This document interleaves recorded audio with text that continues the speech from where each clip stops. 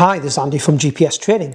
In this video, I just wanted to talk about how I'm getting on with my Garmin Epix Pro Gen 2 51mm Sapphire watch that I've now had for 6 months.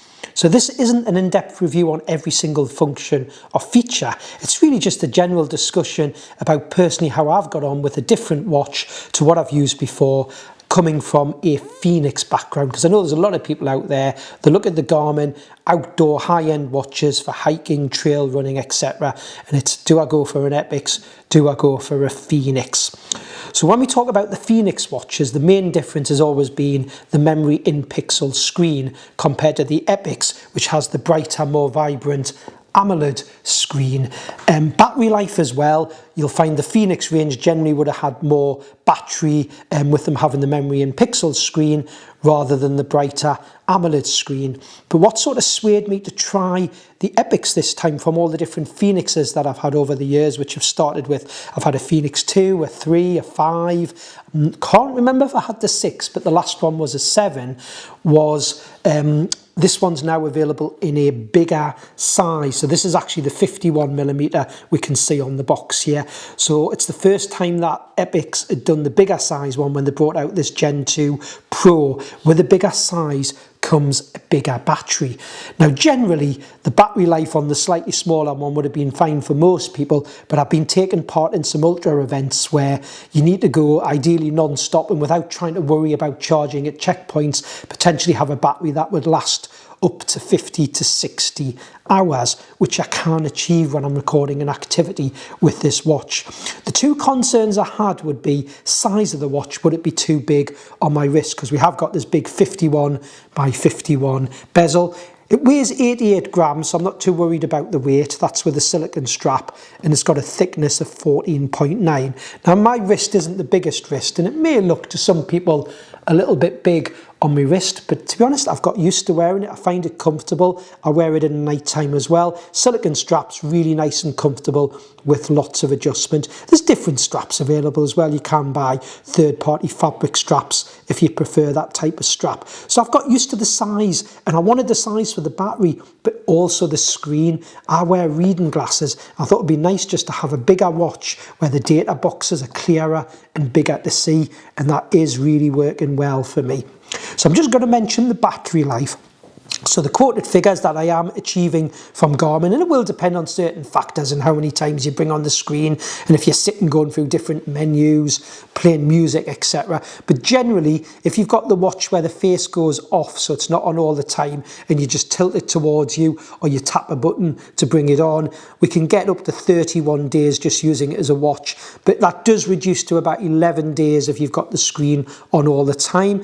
But it still means for an AMOLED watch, you're not charging it every couple of days like some watches out there that use AMOLED screens. I don't know many AMOLED screen watches that'll do that sort of battery life. But the main one for me was when you're using it for an activity and you're recording an activity and following a route, like on a trail run, a hike, a bike ride, I wanted to get that 50 plus hours battery.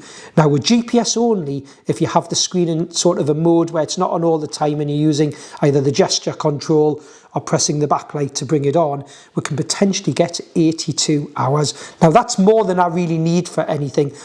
Bearing in mind, if you get to checkpoints on events, of course you can't just plug it in and charge it for a short time. You can actually fully charge the watch in around 2 hours, so it doesn't take a long time to charge. I generally use all satellites, so I have this system called all satellites where you're picking up multiple satellites rather than GPS. Helps improve the accuracy and speed of satellite lock. I'm still achieving the 60 hours with the all satellites on. That would be reduced to 48 hours if you've got the screen on all of the time. But generally when I'm doing an activity, I've found the gesture control works well. Now in past watches, I wasn't a big fan of the gesture control. I found sometimes when I was walking or trail running with poles, it would come on when I didn't want it to, but Garmin seemed to have really improved that feature. So generally when I'm doing an activity now, I use gesture control. So yes, the bright screen I'm really liking. I'm just going to move down some of the screens. It's actually touchscreen as well. It's a lovely responsive screen. I think the screens have got better with how they respond to touch. So this is a sapphire glass screen, so it's nice and tough. I haven't got a mark on it in the last 6 months, but if I scroll up and down, you can see moves nice and clearly, nice and smoothly, should I say. There's a screen with my current Veo 2 Max. It's nice, big on the screen, nice and easy to read the text. So I'm just going to come out of there now, go down into something with a graph. We should get some graphs on here. You can see how vibrant the colours are and nice and clear they are. If I get any text messages through, I find them really easy to read due to the size of the text and the colours. It's probably the extra pixels as well. We've got 454 by 454. Sorry, I said extra pixels. That is the pixels. It's the extra colours. I did find somewhere a figure where Garmin quoted how many colours were on the watch. I haven't written that down, so apologies, but it's got a lot more colours on this watch than you would get on the Fenix range. Now, where I find that really looks great is when you're viewing maps on the watch. So when I'm doing an activity, we've got the preloaded Garmin Topo Active European maps, but I've also put some different maps on here. I like it with the Garmin watches. You're not just tied to Garmin maps. You can put open source maps on. Talkie Toast has a map that some people use. I've got on some maps called Topo UK and Ireland Lite for the UK and Ireland. Cost me $19.99 from Garmin. I found they're really good. I've actually got on this watch Ordnance Survey 1 to 50 mapping for Great Britain. Now that was £150 cost to download. Was it worth it? I'm not 100% sure, but I do like to look at an Ordnance Survey map. Garmin don't quote that you can use the 1 to 25 map. It may be down to memory size, or they just feel that there's too much detail for the smaller screen of a watch. So I wouldn't attempt to do the 1 to 25 map because it doesn't show as compatible, but I will show you what the other maps, give you an idea what some of the other maps look like, and I think that's when the colours really come out as well. So I'm just going to go onto a one here. I've got Ultra Run set up, and I'm just going to pick a course on here as if I was going to do some navigation. So you can make the data boxes as big or small as you want, so that really helps as well when you want a bigger screen with data in, smaller or bigger, but nice clear colours as well. I was a little bit concerned would this watch be worse to see in the bright sunlight. Now I'm going to be honest, I think the Fenix watch does still look a bit better in bright sunlight, but there's not much in it. When I've had them side by side, there's not a lot of difference, so I wouldn't let that sway my decision, even though potentially the Fenix will, on really bright sunlight, look a little bit clearer. But again, you've got to look at the Fenix in normal conditions, normal, not bright sunlight, the everyday use, so when it's a bit duller, that is when this one really comes in, and you've got the really bright screen. So I'm just going to start this activity now, and then I'll scroll down some of the screens. So there's the map one straight away. Now, something that I really like as well on the watches you can do now, you can actually have data boxes round the outer bezel. Not everyone wants to do that. You don't have to, but I did add some data boxes round the bezel. So this map here is actually the Garmin Topo UK and Ireland Lite map. So I'm just going to zoom out on it a bit, just so I can give you an idea. I think it's a nice map. It's a different style map to what I've used before, but this is a map that cost me, I think it was $19.99 was the cost on it.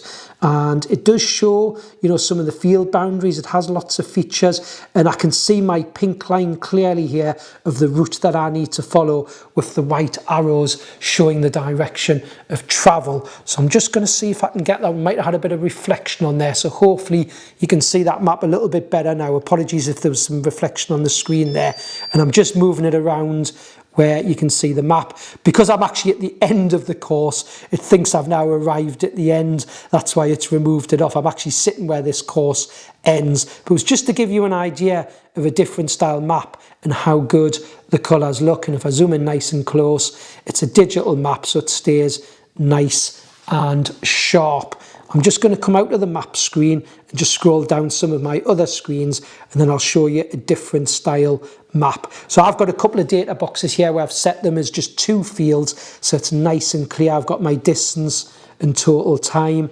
This one has 3 boxes. I haven't got any information in at the minute because the route stopped and I'm not actually outside with a GPS signal, but it would have distance remaining, ETA, and total time. Nice and clear to see.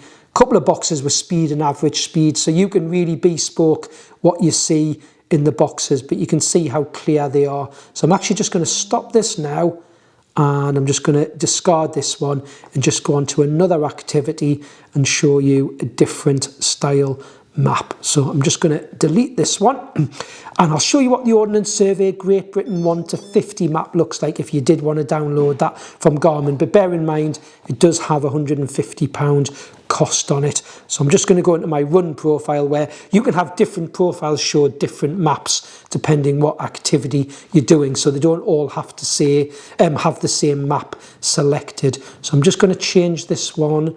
Sorry, this one's already got the Ordnance Survey map on, I should say. So I'm just going to load the same course again, and then I'm going to scroll down and show you the map. So we'll just go down to the map screen. Started the recording. Similar sort of thing with the data boxes, nice and clear to see. I've got a time of day there. This is the map now. So what I'm going to do, I'm zoomed in quite close, so you do lose a bit of resolution when you zoom in close, but that's probably far closer than I need to be. So I'm actually just going to zoom out a bit on here and show you what it looks like zoomed out, and you'll see you've got a 1 to 50 Ordnance Survey map on the screen here.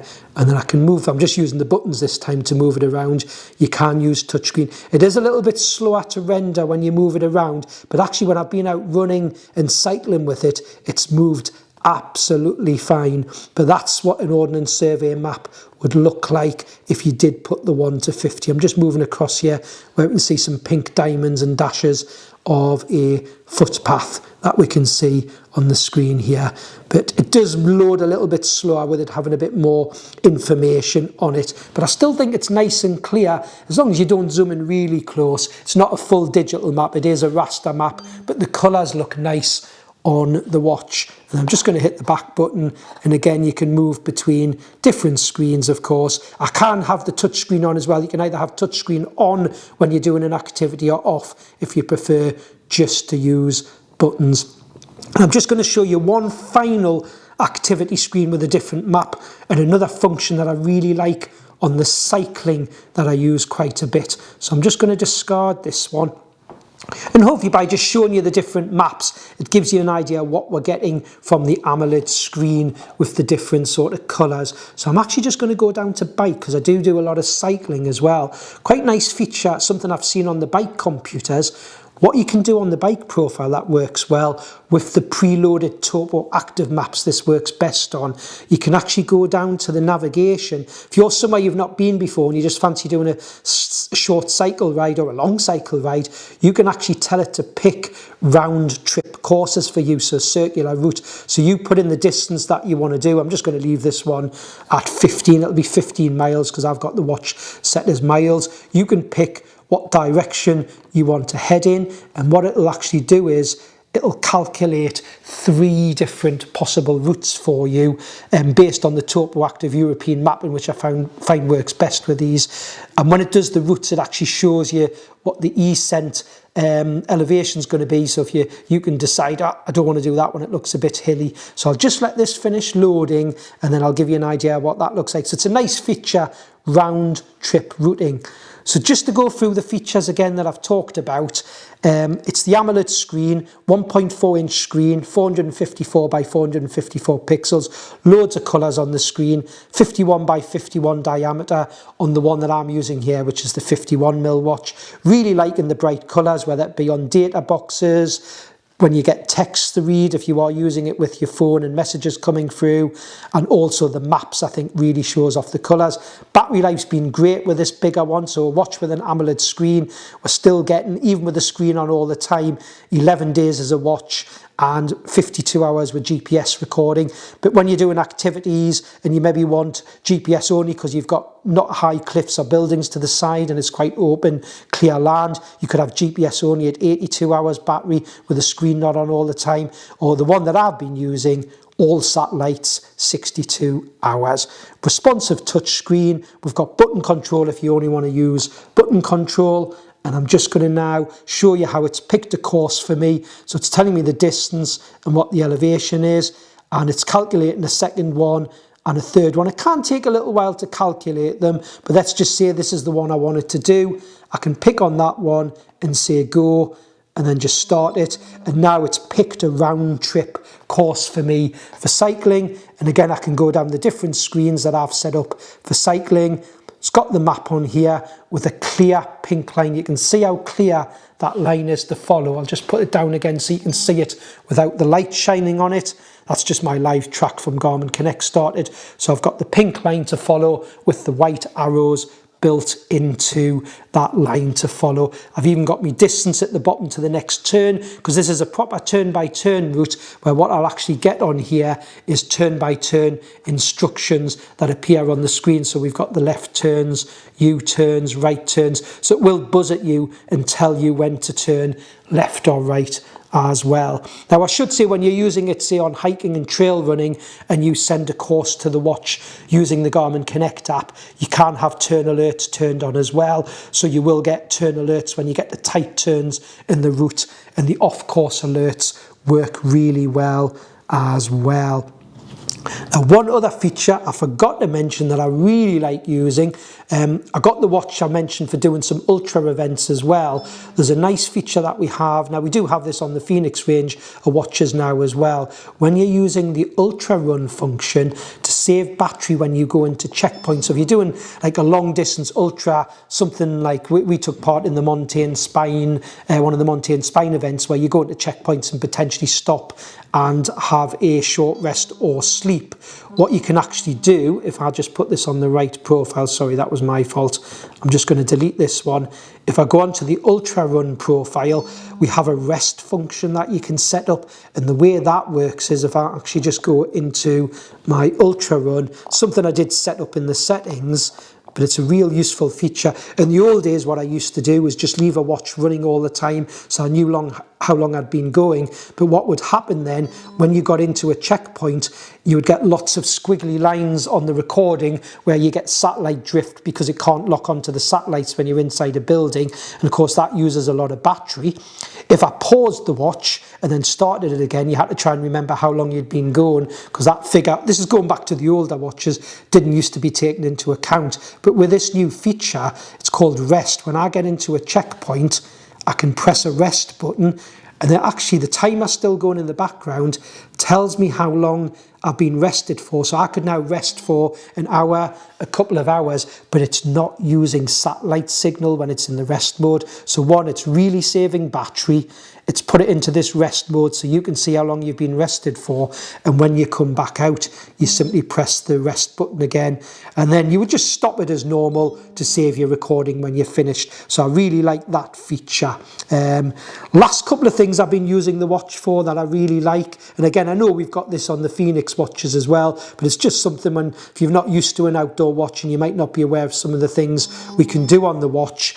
When you record an activity, so quite often I'll go and do a run, and if I'm running on my own and I've got no one else to run with, and you're not, you want that bit of competitiveness and challenge yourself, it has a feature where you can navigate a run based on the one you've done previously. Sorry, it's race against yourself. So what I can do when I go running, I can look down at a previous activity in the training mode, and I can say, pick something I've done before. It's basically race against yourself. Pick a previous activity from your history, and I've got one there from yesterday. If I select that one, what you actually get on the screen is, at the top of the screen, it'll tell you how far ahead or behind you are, and you get a couple of icons with a couple of outlines of a person, one in red and one in grey. And again, with the AMOLED screen, it's nice and clear to see, and you can see if you're ahead or behind on what your previous activity was. And I think I've just about covered all the features that I've been using.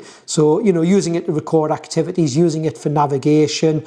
I'm using it for racing against myself. I do get notifications from my phone, which is useful. I listen to music on it, so you can actually put music on it and pair it with a set of headphones, so I can play music. I have actually got Garmin Pay set up, so I can use it to pay at a till for goods using the watch. That's another feature I use. It's just endless really when you go on. I'm using it to record all my stats about my fitness, to see how I'm doing, recording me sleep, it's recording me heart rate, just so much data. It's just a watch that does everything for me.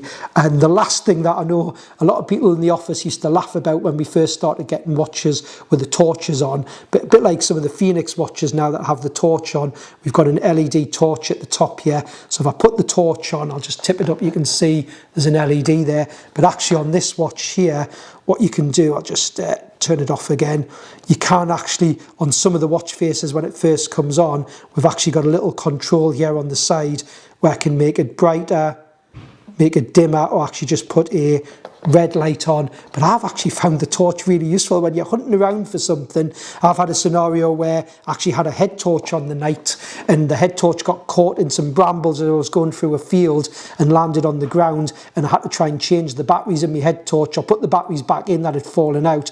Actually just tapping the quick button on here to bring the LED on was great. Also when you're running, you can have it set so the LED comes on with your arm movement, which is really useful. I would still always wear a head torch when I'm running, but you can have an LED just flash. Of course, that will use more battery. I wouldn't just use this as a torch for a full event. But I hope I've just given you a comprehensive sort of review of lots of features I'm using, and just the reason that I thought, you know, I would try a different watch from the Fenixes. And I've had it for 6 months and I don't intend on changing it. I really like the watch. I really like the bright screen.